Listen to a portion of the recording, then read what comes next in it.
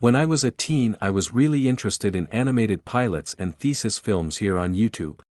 Videos like Welcome to Hell, Butter Lover, Voodant, Diamond Jack, Burger Boss, and Dirty Paws are what made me interested in animation. But there was one person that was able to make their own web series, and I thought I might as well start this deep dive series there. McTucky Fried High is an animated LGBT web series set in high school where everyone is food. It was created by Robin Cornelius and according to the series bio, it was produced with a grant from the Chicago Digital Media Production Fund, a project of Vocal Fund administered by Chicago filmmakers.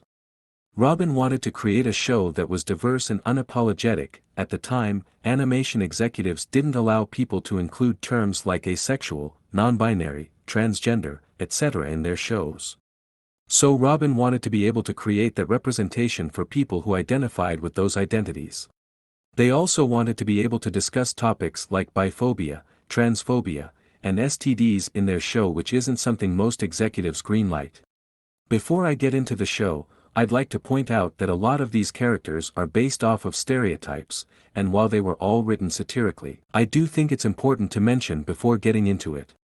There's also homophobic characters in this show, so if you plan on watching this show on your own, expect a few mean-spirited comments towards queer people. None of those will be included in this video though, as I have no reason to include them. Also, I know the animation and designs are a bit clunky. Please don't spread hate about the artist's skills in the comments. I don't want to discourage the people who worked on the project or are currently at this stage in their art career. There's no room for that kind of negativity on this channel. If you like my content and want to support me, I have a Patreon. If you pledge $5 a month, you get access to behind-the-scenes content with my videos as well as scripts for my videos and occasional NSFW content. You'll also be able to vote for certain videos when I feel like it. If you pledge $10, you'll be thanked at the end of my next video as well as all the aforementioned content. No pressure if you don't have the money or just don't want to spend your money on me, but if you do have the money and want to help me, then this would be the best way of doing that. Also, go follow Robin on all their social media and check out the show. I'll be including quite a few of their links in the bio if you're interested. I'll also be including some video recommendations in the description if you want some cool videos to watch. The series starts off with an interview of Henry Fryman. Every question is about his coming out and it frustrates him since he was told it'd be a sports interview. The short ends with the message, "Our locker room's safe. Gay agenda in sports." 7 years later and those messages are still being pushed by the news. Episode 1 introduces the characters and plot. Sherry the smoothie and Shirley the ice cream cone are mean and homophobic popular girls. Angela the baby carrot wants to be student council president and isn't really a good friend considering she tries to out her friend in order to get more votes for being inclusive. Kevin the hot dog's a gay man in the closet. Henry is the first openly gay athlete in school and doesn't like how things changed when he came out. Their relationship starts in episode 1 and introduces the idea that they're probably gonna be struggling with their relationship throughout the series. Hannah the Blueberry's poem is melancholic and shows that she's very obviously struggling with her emotions and expressing it through writing. It also shows Blue the Blueberry admiring her, introducing their future relationship. In this episode, Sherry and Shirley are fatphobic to Hannah the Blueberry after she receives a dance invitation, making her believe she needs to change her appearance. She buys a cheese grater and grates herself until she's skinny. She ends up looking very crooked by the end of it. But the mean girls are still shitty to her and she ends up taking it out on her friend, Blue the Blueberry. At the dance, Hannah hurts herself and Blue reveals that she was the one who sent Hannah her dance invite. Blue says that they really like Hannah, but can tell she has some issues she needs to get through right now and that she'll be there for Hannah as a friend. Peanut beats Shirley in pull-ups and Shirley throws a fit about it because she thinks it's unfair that Peanut was on the girls' team. Not because she thought it was unfair to Peanut but because she thought it was unfair to her since she lost. This episode centers around Peanut and their gender identity. On school picture day, Sherry and Shirley refuse to let Peanut in because they're wearing a suit rather than a dress. Peanut talks to the teacher about it and she lets Peanut wear what they're comfortable in. In the end, Shirley pours makeup on Peanut when the picture gets taken. I never went to a public high school, but I imagine this is something a lot of trans and non-binary had to go through with pictures and dances. It was an alright episode. Sherry bullies then kills their teacher, Miss Curdle, with a spitball. Sherry locks herself in the vents after killing Miss Curdle. Angela tries to help her in exchange for votes, but changes her mind after seeing something shitty Sherry wrote about her, which leads to Angela trying to kill Sherry. Shirley ends up saving her, and then Sherry gets sent to Cheese's camp for harassment. Also turns out Miss Curdle survived. The school's freaking out because a hacker leaked Tony the Pizza Slice's nudes. Angela takes this chance to promise to take out the hacker. This was the last episode of the season. Kevin finds out Henry kept nudes of him after saying he never did, and they break up. The hacker gets caught by Shirley and Kevin, only for Angela to take the credit, then finds out that the actual hacker was Miss Curdle. Shirley's nudes gets leaked as well. Sherry comes back from Cheese's camp to rid the school of their sins. Before getting into Season 2, I'd like to take a break to discuss some of the things I found out about Season 1. Season 1 has an official Japanese dub made by Aoyama BB Lab at the Aoyama Gakuin University in Tokyo. The show has an IMDb. The IMDb also says that the voice for Peanut, Adrian Walker, played Nala in at least one production of The Lion King's Broadway show. According to one of Robin's comments, Peanut was inspired by Huey Freeman from The Boondocks. Season 2 doesn't have any shorts, so we'll just be talking about the episodes.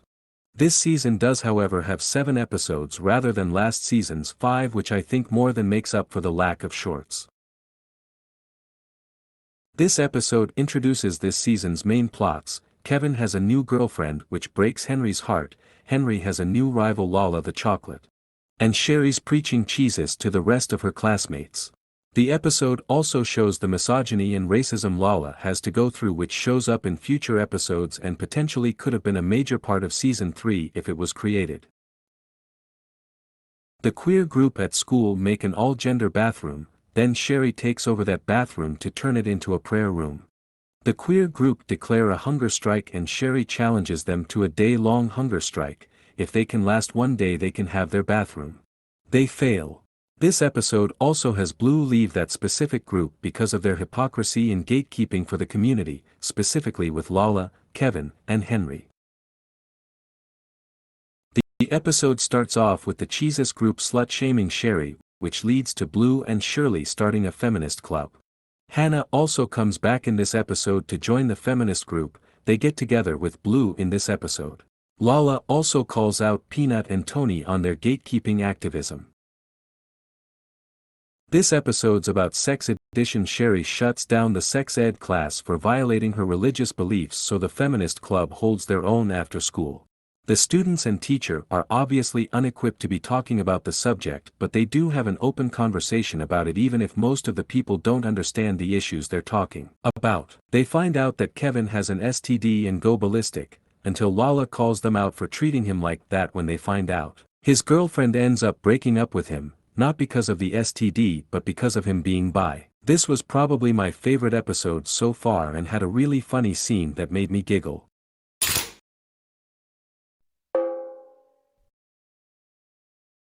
Sherry tries to convert people to her religion in this episode, taking it to extreme measures when she kidnaps and brainwashes some of her peers with a puppet show, earning her to run their Cheeses event. She was unsuccessful at brainwashing Shilly, who's out for bad blood. This is more of a setup for the last 2 episodes. In this episode, Sherry brainwashes the entire school with her puppet show, but Lala, Henry, Blue, and Peanut save the day with a dancing mascot. Sherry gets thrown in the freezer and her reign of terror is over. This is the series finale. The school throws a boys/girls couples dance, and the queer group of students crash it to have fun too. We also find out Kevin's ex is pregnant, which leads to this lovely scene. Peanut wins prom princess as well as student body president. There's this weird creature. What? I gave you one instruction. And Sherry burns down the school. The show ends on a cliffhanger where they need to transfer to Caramel Heights High, and I think Henry and Kevin died, probably Sherry too since she was closest to the explosion. I'm sure if they had the funding the third season would have been heavily about racism since they call it the chocolate school and ghetto. This segment won't have any official art of the comic since I don't feel comfortable showing off pages of a comic that probably helps the creator pay the bills. Instead I'll be showing a short speed paint I did of a character from the comic, Dulce, as a human. I'll also be including drawings of a few other characters I think are important enough to introduce. Camp Cutlery is the closest thing we have to a sequel for McTucky Fried High. It takes place after the final episode and is focused on Peanut. Sherry takes Peanut to court, blaming the school being burned on them. Peanut has to choose whether they want to be in solitary confinement or a conservative camp. Peanut ended up choosing the second one since it was a shorter sentence. While there, Peanut notices a few things off about people and the establishment. Through some digging, Peanut finds out that the camp is using machines to brainwash anyone they think crosses them. We're introduced to a lot of new characters in this comic. The first important new character we're introduced to is Tony's mom, who's Peanut's lawyer and helps them throughout the story. Then there's Peanut's bunkmates, Takeo, Kim, and Sticky Pellegrino. Takeo ends up being an antagonist in this, constantly mocking and harassing Peanut. Kim is probably the nicest to Peanut, he's interested in art and makes himself a good luck charm out of soap. Sticky Pellegrino wasn't that interesting to me, but he did end up being friends with Peanut and was the one to introduce him to Kim and Takeo. There's also Dulce, who is a science genius who doesn't let people talk down to her. She starts off as an antagonist but ends up being somewhat close to Peanut. Finally, there's the antagonists. T-Bone, Rio, and Testosterone are all workers at the camp. T-Bone and Rio are both lieutenants. T-Bone is extremely violent to everyone below him, and while Rio isn't violent, he's still extremely strict on the kids. I think the comic was hinting that Rio was also queer in some way. Testosterone is higher up than everyone else, though we don't really know much about him except that he threatens people when they're uncooperative or talk back. I really like the character development Peanut goes through in this book, realizing that they do have privilege over some people despite the discrimination they have to go through. Peanut's lawyer is their best friend's mom, meaning they had to pay less for someone to fight for their sentence. The book ended with a to be continued message. I believe Robin plans on coming back to McTucky Fried High, but I'm not sure if they're interested in continuing this plot line. Either way, it was great to read this. Robin actually sent this to me themselves, so if you can, please do whatever you can to support them, whether it's following them on social media or buying the book yourself in their shop. On Robin's website they say, across each medium and genre, I enjoy working in satire with uncomfortable subjects and presenting an array of characters outside the social norm. I aspire to engage audiences and encourage them to approach any given topic with a new perspective, which also ties into my passion for activism and equality. You can see how much care they put into their projects and how they're genuinely trying to make a difference with their stories, so I wanted to shine a light on some of the projects they've worked on. Starting with my favorite, their short film Forever Diamond, Life After a Stroke. It's a film about grandmother after her stroke. Grandmother seems like such a sweet person, and the energy she showed through the video really made my day when I watched it. I don't want to discuss it too much about it considering it's about someone I don't know, but I highly recommend it to anyone watching. On Robin's website, they mention another animated project they were a part of called Western Candyland. I was able to find it on their Vimeo when searching it up. Robin described it as a fun and whimsical animation I created to look critically at gender roles and child imagineering. I don't have much to say about it, but I will be showing the credits for the video. Robin's worked on a few other projects outside of animation. Robin's worked on 4 separate games, a short film for their grandma, and illustrations for a few separate projects. Robin was an environmental artist for the game Caduceus Quest, an RPG game to help encourage players to explore STEM careers. The game focuses specifically on a medical mystery. I don't think the game's out yet, but maybe someday it'll be released. Another game Robin worked on is Step Up, a game to help people understand the importance of diversity in STEM settings. Robin was the art lead for it and designed characters and environments. I couldn't find anything else about the game, so I'm unsure if the game's out or not. According to Robin, Reinvent is a game created as part of a study to understand the role that technology can play in helping people explore aspects of gender/identity. For the study, a demo was created to showcase how the mechanics, art, and theme encourage gender exploration. I believe Robin was the main artist, if not the only artist working on this game. It's also the one I'm most interested in. Robin, if you're watching this, please send me a link when the game's released. It looks so cool. The last game they worked on is Pipeline. It's a board game that, according to Robin's website, Explores the school-to-prison pipeline as well as systemic structures and barriers that lead to over-policing, packed prisons, and school closures in Chicago. I didn't think I could summarize that myself. Robin designed the boards, cards, and screens as well as refining the board. Robin's also done illustrations for the University of Chicago, the Chicago Reporter, and the Tribe. If Season 3 had been made, would it have been focused on the racism against Lala and her peers? It seemed directed that way. Absolutely. Everyone would have gone to a chocolate school, and I would have loved to look at the systemic of the school Caramel Heights High. Is Henry, Sherry, and Kevin dead? I totally wanted to keep the suspense, but they're all totally fine. I just wanted to end with a bang since I knew it was the last season we were doing. That's the fun with cartoons that are food though immortality. Who was your favorite character in the series? A lot of the characters remind me of myself, and so it was really fun calling myself out in the series. Angela Baby Carrot's ambition to win, Peanuts calling Ish out, Hannah's gothness. They need all a part of me. With that said, I think my favorite character to illustrate and write for was Sherry, especially because she was so unpredictable. You never knew which way she would go next. Will there be more for the story, whether animated or not?